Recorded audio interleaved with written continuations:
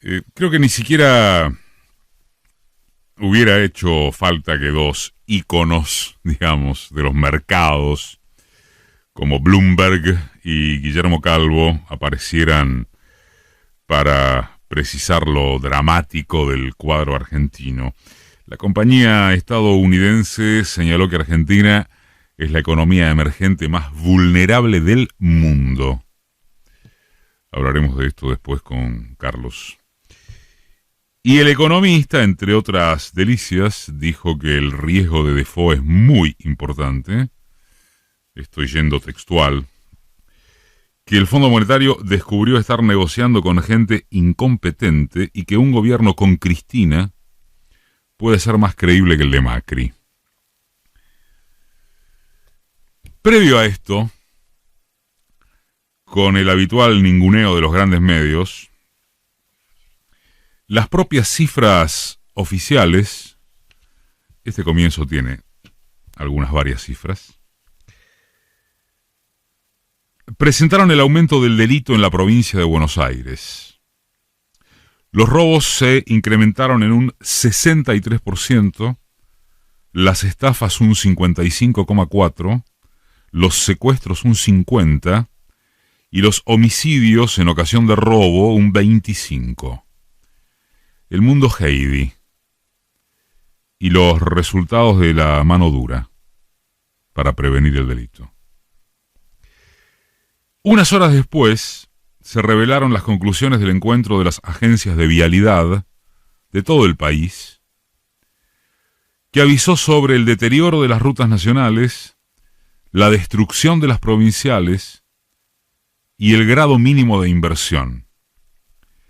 Mientras la publicidad oficial centra su motor en la inauguración de obra pública, con el pregón de que ya se terminaron 7.600 kilómetros entre autopistas y rutas, miren ustedes, es desde el sitio chequeado.com, insospechable de ser K, más bien todo lo contrario, donde se califica de falsa a esa fraseología macrista que es la preferida. Apenas se terminaron menos de 500 kilómetros de rutas. 7.600, acusa Macri.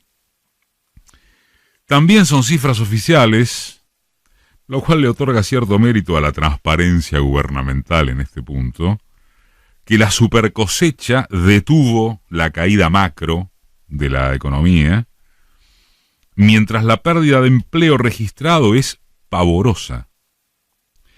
Lo bárbaro que le va a el campo, siendo elegantes en la descripción, se nota entre poco y nada, o más nada que poco, en los ingresos de las grandes mayorías. Pero vamos a ponerle que estos números atienden solamente a una faz desaprobatoria del gobierno, es decir, sin contraparte propositiva. Y desde ahí continuemos. En lo que es hasta ahora la oferta de campaña más concreta que se haya escuchado, Alberto Fernández planteó el acceso a medicamentos gratuitos para jubilados y pensionados. Curiosa y mayormente, el oficialismo se privó de cuestionar la propuesta del candidato. Quizá haya sido porque, en caso de prenderse en acusaciones de demagogia, bebería de su propia medicina al haber dejado trascender el gobierno que después de las primarias propondría incrementar el salario mínimo hasta en un 30%. Hace pocos días, la Fundación Soberanía Sanitaria publicó un detallado informe, lo tenemos subido si les interesa al Face de Marca, acerca del enorme poder de negociación que tiene el Estado Nacional respecto del precio de los medicamentos a través de variadas herramientas. En síntesis muy apretada, compras centralizadas que incluyen la demanda de PAMI y de los distintos programas del ex Ministerio de Salud. Una medida de ese tipo tendría aún mayor impacto si se incluyesen los requerimientos de las obras sociales nacionales y provinciales como IOMA.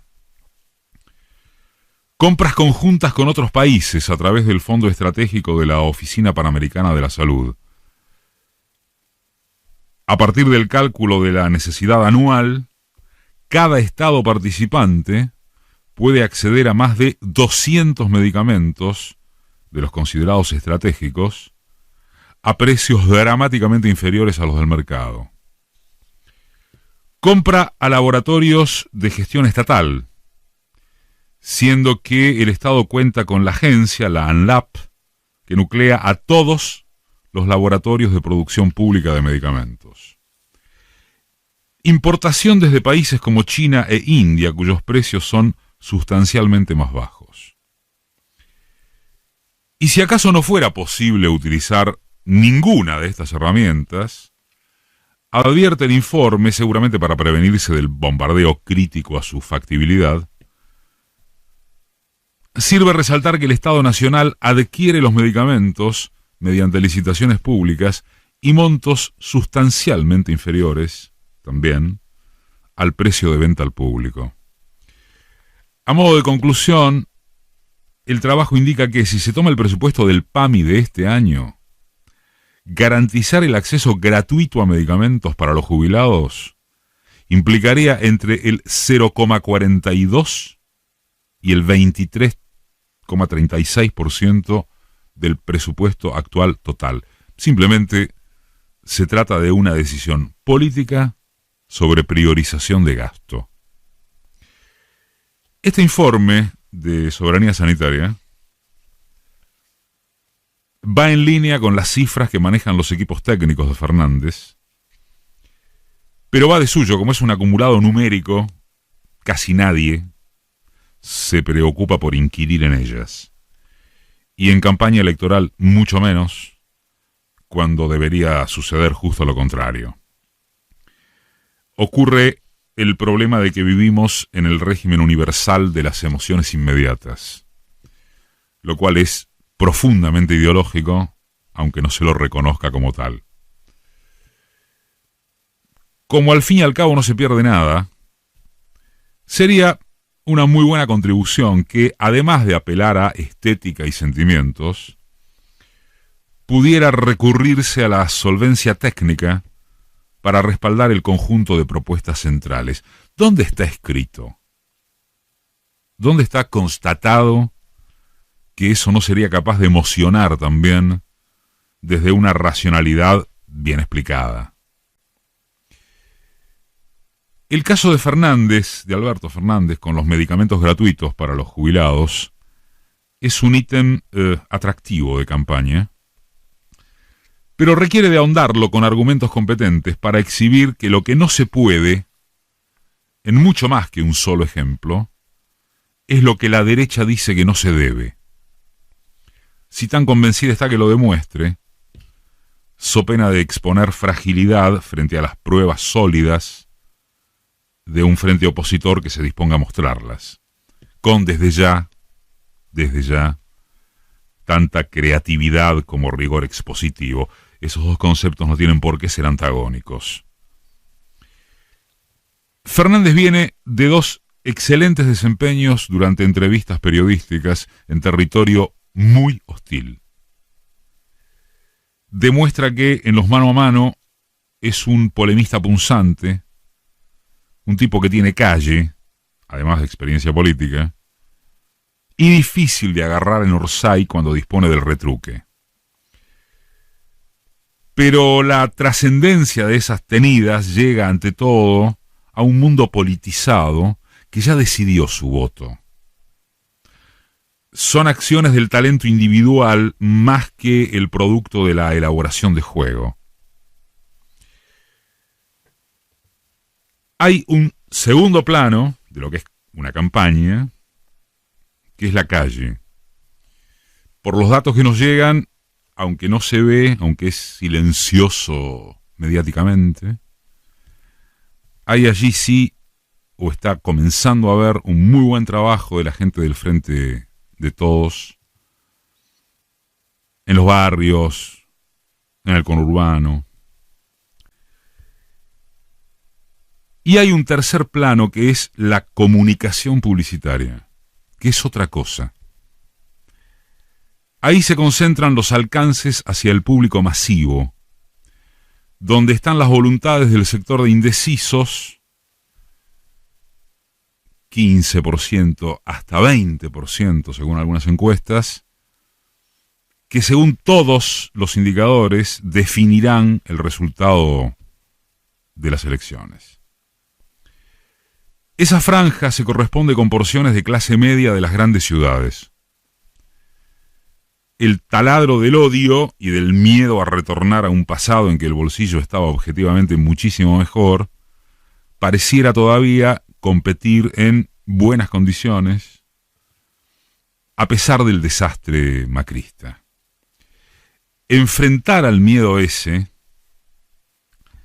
siempre en opinión personal, nunca como advertencia inapelable, necesita aquello de que el ingenio en la comunicación articule creatividad con firmeza argumental. Los cambiamitas meten el miedo porque lo ejercitan con la propaganda de que votar a la oposición sería un salto al vacío. ¿No es al revés? En verdad, asomarse al precipicio es pensar por unos segundos qué escenario económico, social, sindical, callejero, represivo cabe imaginarse con Macri otros 4 años como presidente.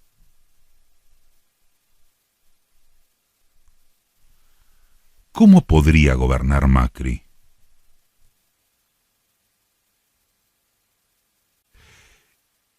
¿Esa pesadilla no es acaso enormemente más grande que preocuparse por las diferencias entre los grupos y figuras de las vertientes del peronismo, del progresismo?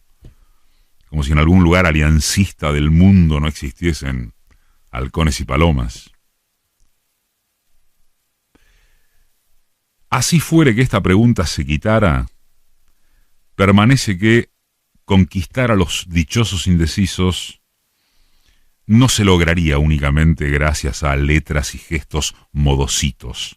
Se puede ser más o menos templado en las formas, distribuyéndolas entre ambos Fernández, que para eso se juntaron, vamos. Y a la vez ser inexorables en la demostración de la salida al macrismo. Pindonga y Cuchuflito, como diagnóstico, no son antitéticos respecto de mostrarle a lo aspiracional de una clase media hecha pelota que otro país es posible sin caer en chiquilinadas estrambóticas. Dicho de otra manera, la oposición debería presentar no solo decisión política frente al miedo de los indiferentes, también algunos números decisorios y la manera en que se revertirá su aplicación. Para reiterar una cita del colega Martín Rodríguez, no son indiferentes a lo que les pasa, sino a las soluciones que se les ofrecen. El corsé de lo que no se puede ni debe es el respirador que mantiene vivo al macrismo, al miedo que pregona, a los fantasmas que inventa.